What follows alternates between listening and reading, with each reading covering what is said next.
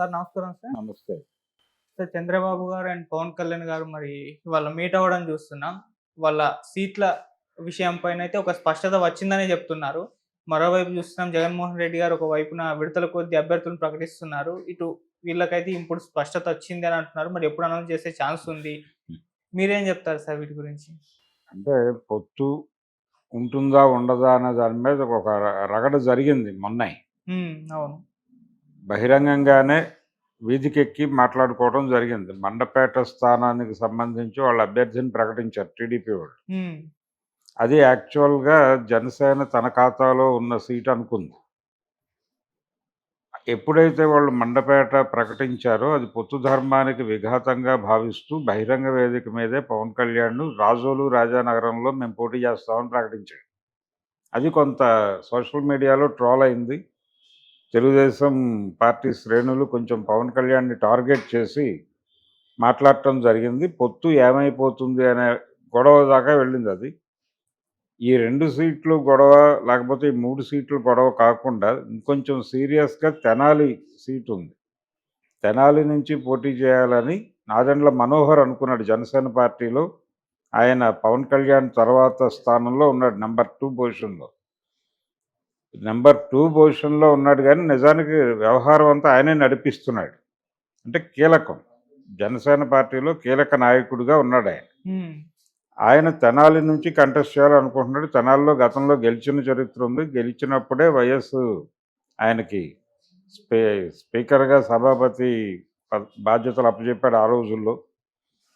కాబట్టి ఆ సీట్ నుంచి కంటెస్ట్ చేయాలని తను అనుకుంటున్నాడు. అది చెక్ పెట్టారు వీడు. ఆలపాటికి ఇవ్వాలి, ఆయన ఆశ పెట్టుకుని ఉన్నాడు ఆ సీటు మీద అని తెలుగుదేశం పార్టీ ప్రకటించింది. దాదాపుగా తెనాలి సీటు నాదెండ్ల మనోహర్కి లేదు అనేది బయటకు వచ్చేసిన వార్త. ఓకే. ఇంకెక్కడి నుంచైనా కంటెస్ట్ చేస్తే మేము చూసుకుంటామన్న పద్ధతిలో వాళ్ళు ఆల్రెడీ ఒక హింట్ కూడా ఇచ్చేసారు. అదొక పంచాయతీ ఉంది.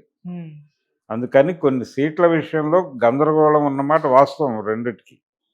అయితే కూర్చుని మాట్లాడుకుని నెమ్మదిగా పరిష్కరించుకోవాల్సిన వ్యవహారాలు నడి రోడ్డు మీద నిలబడి మాట్లాడుతున్నారు వీళ్ళు అని కూడా చాలామంది కూటమి మీద ఆశలు పెట్టుకున్న వాళ్ళు మాట్లాడుతున్నారు.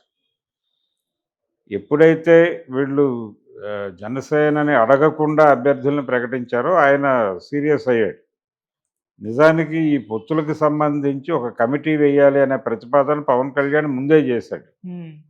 పొత్తులకు సంబంధించి టికెట్ల కేటాయింపు ఏ సీట్లు వీళ్ళు అడుగుతున్నారు, ఆ సీట్లలో ఉన్న వాళ్ళ ఆస్పిరెంట్లు ఎవరు, ఎక్కడ వదులుకోవటానికి అవకాశం ఉంది, ఎక్కడ తప్పనిసరిగా వీళ్ళకే ఇవ్వాల్సి ఉంటుంది, దీనికి సంబంధించినటువంటి పూర్తిగా క్లారిటీతో ఒక లిస్టు అనుకుని ముందు నియోజకవర్గాలు తేలిపోతే తర్వాత ఏ నియోజకవర్గంలో ఎవరి బలం ఎంత ఉంది అనేది కూడా తేలాలి, ఎవరి ప్రభావం ఎంత ఉందో తేలాలి, ఎవరిని ప్రభావితం చేస్తారో తేలాలి. ఇవన్నీ లెక్క వేసుకుని అప్పుడు కేటాయింపులకు వెళ్ళాలి తప్ప మీరు ఓపెన్గా ఎక్కడ పడితే అక్కడ ఎలా పడితే అలా మాట్లాడొద్దు అనేది ఒకటి. అయితే టీడీపీలో ఒక విశ్వాసం నెమ్మదిగా ప్రబలుతోంది.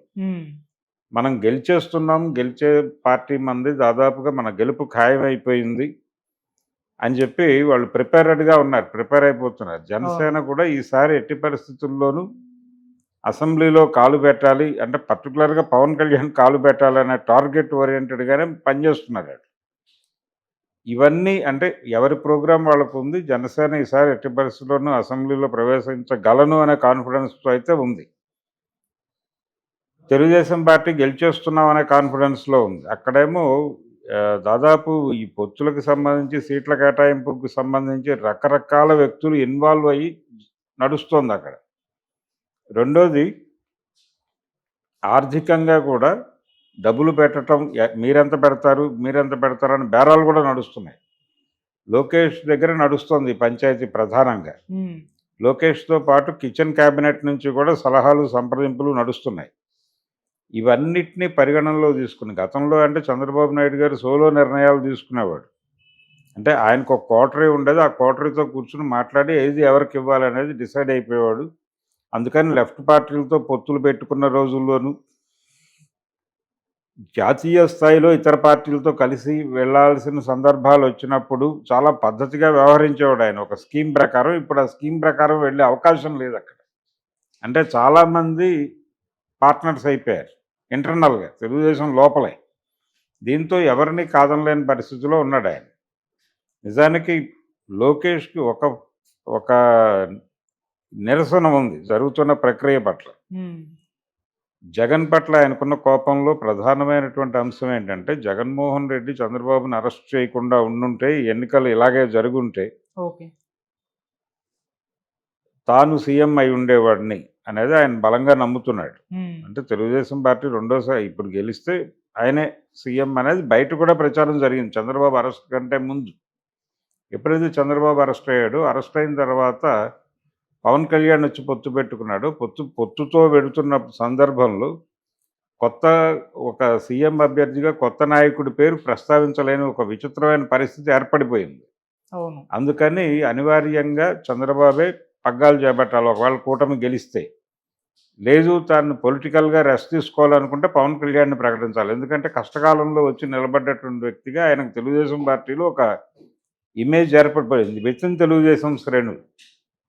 కాబట్టి దాన్ని కాపాడుకోవాలి. లేకపోతే పార్టీలో రకరకాల భిన్నాభిప్రాయాలొస్తాయి. పవన్ కళ్యాణ్‌ని అడ్డుకోవాలి అంటే పవన్ కళ్యాణ్ ఉండగా లోకేష్‌కి ఇవ్వలేడు. పవన్ కళ్యాణ్ ఉండగా ఇవ్వలేడు కాబట్టి పవన్ కళ్యాణ్‌ని ఆపడం కోసం తాను ముఖ్యమంత్రి కావాల్సినటువంటి ఒక అనివార్య పరిస్థితుల్లో చంద్రబాబు ఉన్నాడు. ఇది ఆయన కండిషన్. అసలు ఈ అరెస్టు పవన్ కళ్యాణ్ మద్దతు లేకపోతే నేను సీఎంని కదా అనేటువంటి ఒక అసహనంలో లోకేష్ ఉన్నాడు. ఇలా రకరకాల ఫ్యాక్టర్స్ చుట్టూ తిరుగుతున్నాయి. వాళ్ళ పొత్తు చుట్టూ. నిజానికి ఆయన పొత్తు ప్రకటించిన రోజున అంటే తెలుగుదేశం పార్టీతో బేషరతుగా జనసేన మద్దతు ప్రకటిస్తోంది తెలుగుదేశం పార్టీకి. కలిసి పోటీ చేస్తాం. జగన్మోహన్ రెడ్డి ఎలా గెలుస్తాడో చూస్తాం అని కూడా మాట్లాడేశాడు పవన్ కళ్యాణ్. ఆ రోజున మాట్లాడుతూ జైలు దగ్గర ఆయన మాట్లాడుతున్న సందర్భంలో బాలకృష్ణ గారు ఒకవైపు, లోకేష్ ఒకవైపు నిలబడ్డారు. హ్మ్. ఇద్దరి ముఖంలోనూ కత్తివేటుకు నెత్తుటి చుక్కలేదు. ఆ మర్నాడు జరిగినటువంటి తెలుగుదేశం పార్టీ విస్తృత స్థాయి సమావేశంలో బాలకృష్ణ గారు మాట్లాడుతున్న సందర్భంలో కూడా లోకేష్ గారి మొహంలో లైట్ లేదు. ఎందుకు లైట్ లేదు? అలాగే ఈ మధ్య కాలంలో ఒకవేళ కూటమి గెలిస్తే ఎవరు సీఎం అని ఒక రిపోర్టర్ అడిగిన ప్రశ్నకు చాలా అసహనంగా సమాధానం చెప్పాడాయన. ఆ అసహనంలో చెప్పిన అంటే ఆయన ఉన్నారు కదా! ఆయనే అవుతాడన్న పద్ధతిలో చంద్రబాబు గురించి ఆయన మాట్లాడాడు. అంటే బాబే సీఎం అని వాళ్ళు రాసుకున్నారు గానీ తెలుగుదేశం మీడియా వాళ్ళు. నిజానికి ఆయన ఒక చిరాకులో ఇచ్చినటువంటి రిప్లై అది. దాన్ని చూస్తే తాను సీఎం కావడం లేదు అనే వాస్తవాన్ని జీర్ణించుకోలేదు ఇంకా అతను అనేది అనిపిస్తుంది. హ్మ్. దాని తాలూకా అసహనం ఉంది. పవన్ కళ్యాణ్‌తో పొత్తు వ్యవహారంలో దాని తాలూకా అసహనం అతనిలో ఉంది. అది అనుక్షణం కనిపిస్తుంది.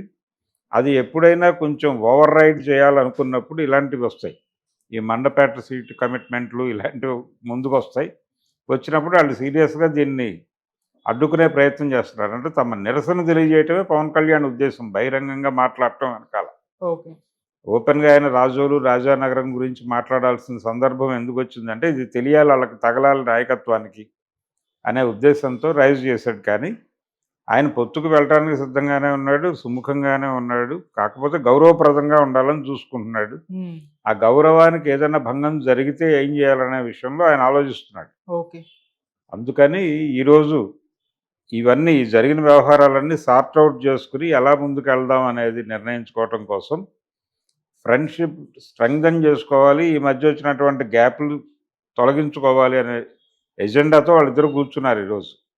ఇది మొత్తం సీట్ల పంపిణీ, పొత్తు వ్యవహారం మాత్రమే కాదు. హ్మ్. అనేక ఇతర విషయాలు కూడా చర్చించుకున్నారు. ఒక కంక్లూజన్‌కైతే వచ్చారు. కలిసి ప్రయాణించాలి అనే పరిస్థితికైతే ఉన్నారు. బీజేపీ కూడా కలుస్తుంది అంటున్నారు కానీ, బీజేపీ కలిసే అవకాశాలు చాలా తక్కువ. బీజేపీ విడిగా పోటీ చేస్తుంది. ఓకే. ఏపీలో చతుర్ముఖ పోటీ ఉండే అవకాశమే కనిపిస్తోంది. హ్మ్. బీజేపీ విడిగా పోటీ చేస్తుంది. కాంగ్రెస్ పార్టీ విడిగా పోటీ చేస్తుంది. ఇక్కడేమో జనసేన, టీడీపీ కూటమి ఉంటుంది. కాంగ్రెస్‌తో ఒకవేళ లెఫ్ట్ పార్టీలు పొత్తు పెట్టుకుంటే పెట్టుకోవాలి. లేకపోతే ఓకే. అది విడిగా, ఇది విడిగా పోటీ చేస్తే ఇంకా ఎక్కువ అభ్యర్థులైపోతారు. బ్యాలెట్ పేపర్ నిండుతుంది నెమ్మదిగా. ఇండిపెండెంట్స్ ఇవన్నీ వేసుకుంటే. హ్మ్. కాబట్టి ప్రభుత్వ వ్యతిరేక ఓటు కూడా బలంగా చీలే ప్రమాదం ఉందనేది వాళ్ళు భయపడుతున్నారు వైఎస్ఆర్సీపీ వాళ్ళు. ఇది ఎన్నికల చిత్రం ఇప్పుడు ఏపీలో. అందుకని పొత్తుల వ్యవహారం ఇప్పుడు నెమ్మదిగా ఇంకా నోటిఫికేషన్ రాలేదు కాబట్టి ఏం పర్లేదు. ఇదంతా కూడా ప్రిపరేటరీ మ్యాచ్ లాగా ఆడుతున్నారు వీళ్ళు. ఓకే. ఈ ప్రిపరేటరీ మ్యాచ్ అయిపోయి రేపు నోటిఫికేషన్ వచ్చాక అభ్యర్థులను ప్రకటించేటప్పుడు ఇంకెన్ని గొడవలు వస్తాయో చూడాలి. Right sir. Thank you so much. Thank you.